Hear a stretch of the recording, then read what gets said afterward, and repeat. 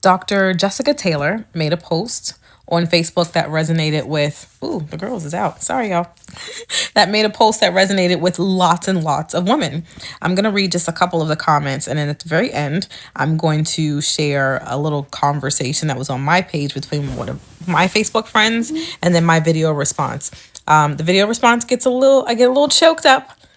So trigger warning for people who are very sensitive and might, want to cry. It happens. So here we go. So Dr. Jessica Taylor says, morning. If your new man's ex contacts you to warn you that he's violent, abusive, or dangerous, there is a effing reason why she stuck her neck out for you. He will say that she's a psycho and jealous, but you need to listen to her and talk to her. Don't get your back up. I don't quite understand what that last part means, but we get it. Listen, and oh my God. So lots of women are chiming in on that. And yeah, she's 100% right. Listen the first time. Don't be a hardhead. I was a hardhead. We're going to get there in a minute. So as you can see, at the time that I screenshot this, we were looking at almost 55,000 shares, 8.4 thousand reactions. Most of those loves and likes, as you can see. You don't see any angry faces. You don't see anybody mocking and laughing at it. We can't all be wrong, right? So let's get into a couple of the comments. Samantha says, they don't listen because women always believe he'll be different with them and that they can love him enough to change him. So true. A lot of women will think that. Don't be that naive, okay? Pay attention to patterns in history. There's a reason why we have to study history in school, right? There's a reason why history matters. Don't be one of those chicks that thinks, oh, I'm better than everybody else. He's not going to do this for me. Or somehow you can love him out of his degeneracy. Ooh, bars. So let's get to the next one. Alexis says, I don't even think I want to bother reading this one because I want to get on to the ones that are the most poignant, but you see it right there. So Alexis, in my situation, all of his exes told me he was great, blah, blah, blah. Yeah, whatever. All right, so let's get on to the next one. So Scottish Nick says, practically really good advice, but very rarely works in real life until the person is then also an ex and suddenly it all makes sense. Unfortunately, oh God, unfortunately, this is true because hindsight is 2020, right? Unfortunately.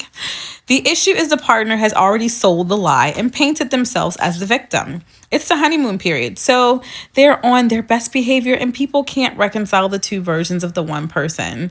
Scottish Nick, this is a sad factoid. Damn. So here's Debbie. She says, I wish I had listened. Girl, me too. But at that point, I was already hooked in by his narcissistic behavior. Shit, girl, me too, and 3. I said I was going to get through this one without cussing. I tried. So she said, I was already hooked in by his narcissistic behavior, love bombing, etc. He called one ex a psycho and one a stalker and a close female friend mental. Turns out he was describing his own behavior. Yeah, that's what narcs do. Everything that they say about everybody else, it's really all about them. This was 4 years ago. We were together less than 6 months and I'm still having therapy for post-traumatic stress from this relationship. Gosh, Debbie, I wish you healing. I understand. It's true. Being in a relationship with a narcissist is traumatic and it can take years and years to undo the trauma and the damage, that they typically put their partners through. I wish you much healing. And I also wish you much recompense and revenge, girl. I hope karma gets every freaking lick back that you deserve. So Tabitha says, oh, I wonder who needs to hear. A lot of people need to hear. And that is why people like me exist and we make the content that we make because we can never stop sharing. We can never stop sharing our stories and telling on these mother suckers because somebody else always needs to hear.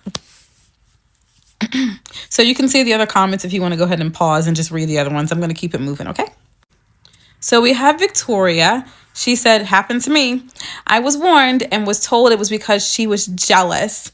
Pretty obvious response from the ex now on reflection. Yeah, that's the thing. Looking back in retrospect, once the glamour is gone, whether that is inside or after the relationship, once we start to get, what's the word? I'm a little tired, disillusioned. And once we start to see the real, That's when we're able to start to really reflect and see everything for what it is.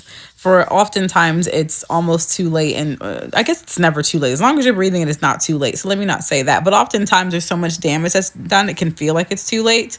And it can be, and the longer you're there, the harder it is to recover. My God. So Katrina said, thanks, girly. Yes, because we show gratitude for things that help us to ascend, right?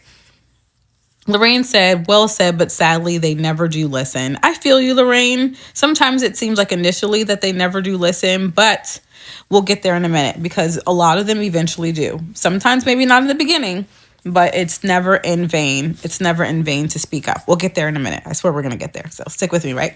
So Allison says, so true. He made his new girlfriend and friends block me, which is already controlling. True. And they probably didn't even see it like that. No doubt they have been told it's because I'm a psycho, but it's really because he does not want us talking. I've been there. Listen, if you've been there, double tap this, like this, love this, share this, drop in the comment, all of that stuff. As a matter of fact, put in the comment, hashtag clock it and block it. Clock it, hashtag clock it, hashtag block it, because that's what we all about, doing those two things and helping other ladies do the same, right? So last page of comments, and then we're going to get to my video kind of breakdown of my experience as it pertains to this. So Monica says, abusers are so good at grooming their victims that I knew trying to contact the other woman would do nothing. I never warned the woman he moved in with after I put him out. He's her problem now. I get it, Monica. I get it. And sometimes you just don't want to have anything to do with it all. And that's just the best thing for your all around health, is just to cut it and cut everything. I get it. So Whitney says, I had this. Unfortunately, they are good at playing victim. I was very dismissive and rude to his exes. 2 years of stalking and harassment later, a total of 5 women to my knowledge he's done this to. She still won't take note of this. I'll be there to answer any questions when he does the same to her with respect and empathy. That's often the case you got to learn and experience it yourself, because police can only do so much. Oh, yeah. Especially when they know how to avoid getting, they know how to get right to the line, or they just know how to avoid accountability and how to kind of like just not just stay under the radar and get away with it. That's true. Gosh. Yeah. All right, so let's get to the last part of this, the grand finale, you can say. The next video that you're going to see is a pretty vulnerable moment. It's going to be my video response to this comment that you see here from Shay Lynn Young. She is a Facebook friend of mine. So I'll read her comment and then we're going to watch my video response to that. And then that's it. That's going to be it for this video. So it says, I tried to warn a certain person, but she didn't listen. She found out the hard way, but she was too embarrassed to admit the truth. She's still sticking beside him. Got married to him and he cheated right afterwards. She had an altercation with his new mistress and him. Still stayed and even had a baby with him. All to spite me, ... Shaking my damn head. I'm so glad that I got away. Yeah, girl, I'm glad you got away too. So although my story is not exactly the same, I was one of those women that did not listen right away. So let me explain. So yeah, my last husband, his first wife reached out to me before we got married, and she read him like a book. She told me everything about him from beginning to end. I mean, everything. And she even told me what to expect if I decided to make the mistake of staying with him, having a kid with him, everything. She was so emotionally like hyper. And I just remember feeling so much like anger from her. And at the time, I didn't realize that what I was hearing was her trauma. So I took it as her being angry and aggressive toward me. And then he was able to do, the classic triangulation. Now, I was in my early 20s. He was already 40. And he was 21 years old, 40 something. I know. What the heck? He's 21 years older than me. So shit. What was I? I forgot. I'm 41 now. I forgot what I was when we first got together, but I know I was in my earlier 20s. I just remember that, or maybe mid 20s, and he was, that.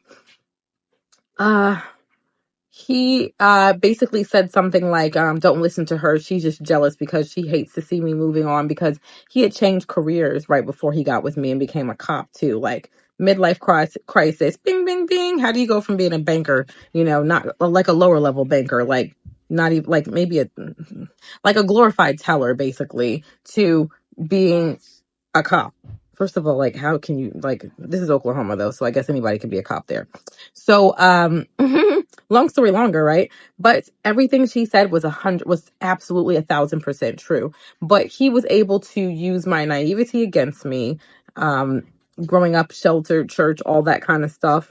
And also like being encouraged to be with him because I was a single mother. I was really pushed by a lot of people, including my dad, to like be with him because, he's a good man with a good job and a nice car. And basically he'll be my hero, right?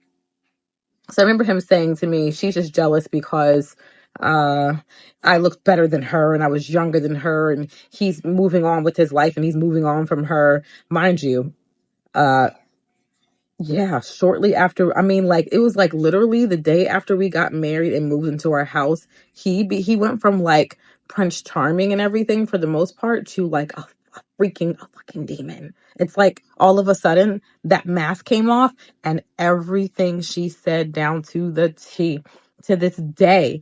Like, she gave me the whole playbook. Unfortunately, it's been many years and I am still running from this motherfucker, like running from him and trying to keep me and my kids safe from him. Interestingly enough, although she was upset with me and rightfully so, I remember the first time I reached out to her while I was married to him. And I mean, I called her like crying. She cussed me up. I said cussed me up. She cussed me up and she cussed me down and she cussed me out all around. But it was kind of like somebody's like auntie, like saying, little girl, I told you. She was angry because she was so hurt about everything that I was experiencing. And I think angry because she tried to prevent it. She tried to, and I just wasn't in a space to hear it. And, I mean, she wasn't like super harsh, but she did. She kind of let me know, but we wound up forming, admittedly, a trauma bond from that, but we wound up being able to form a much needed connection and friendship from there that I'm trying not to tear up. She wound up being, and she still is, a maternal figure that I've needed throughout the years. And she is my baby's godmother, and she is more of a loving parental adult figure in my children's life than all of their relatives in my family, and even them. He doesn't, and even him, he doesn't know them at all. He does not know them at all.